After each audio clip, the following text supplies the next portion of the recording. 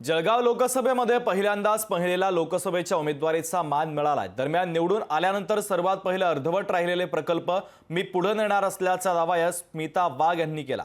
या संदर्भात स्मिता वाघ यांच्यासोबत संवाद साधला आमचे प्रतिनिधी सुमित देशमुख यांनी। पाहूयात। जळगाव लोकसभेचे उमेदवार भाजपाचे उमेदवार जे आहेत त्या स्मिता वाघ ह्या विजयी होणार असल्याचं समोर आलेलं आहे। आपल्यासोबत स्मिता वाघ जोडलेल्या आहेत। तुम्ही विजयी होणार असं लोकशाहीच्या एक्झिट पोलमध्ये समोर आलेलं आहे, काय सांगणार? तिकीट डिक्लेअर झाल्यापासून तर मतदानापर्यंत आम्हाला विश्वास होता की ही सीट आम्ही 100% निवडून येऊ।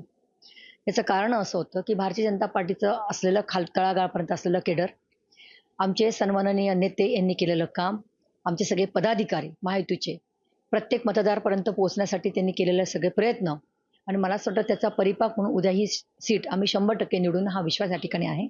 सगळ्या एक्झिट पोलने काल जेव्हा ही बातमी दिली तेव्हापासून माझ्यावर आनंदाचा शुभेच्छांचा वर्षाव त्या ठिकाणी होतोय, आणि मला विश्वास आहे की केलेल्या कामाचं नक्कीच उद्या चीज होईल। विरोधकांचं काम करणं आहे ते त्यांच्या पद्धतीने काम करतायत।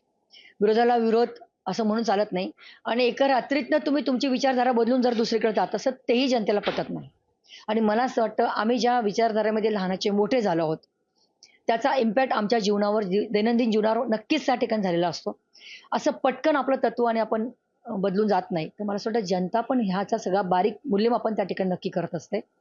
त्यामुळे त्यांनी जे केलेलं काम ते त्यांच्यापर्यंत होतं, आम्ही केलेलं काम जनतेपर्यंत होतं, आणि त्या माध्यमातून जनता त्याचं नक्कीच मूल्यमापन करून योग्य ते काय त्याच्या पाड्यात टाकत असते। तिकीट डिक्लेअर झाल्यापासून तर आजपर्यंत धाकधूक हा शब्दच डिक्शनरीत नव्हता, आणि मला असं वाटतं कुठेतरी हा एक आत्मविश्वास असतो, तो त्या जोरावर आपल्याला त्या दिशेने पुढे नेत असतो। त्यामुळे मताधिक्य काय असेल ते उद्या आपल्याला येत्या तासात कळणारच आहे। सुमित देशमुख, लोकशाही मराठी, जळगाव।